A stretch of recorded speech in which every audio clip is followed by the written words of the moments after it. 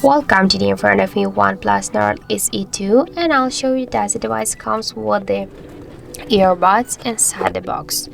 So here we got on the paper box.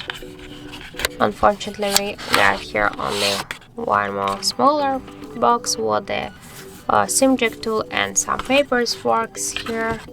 And here in this second section we got only the charger brick and the USB-C cable, and unfortunately we have not here any earbuds. So if you wanna use the earbuds, you should buy them separately. So that's it. Thank you for watching, and if you find this video helpful, don't forget to leave a like, comment and subscribe our channel.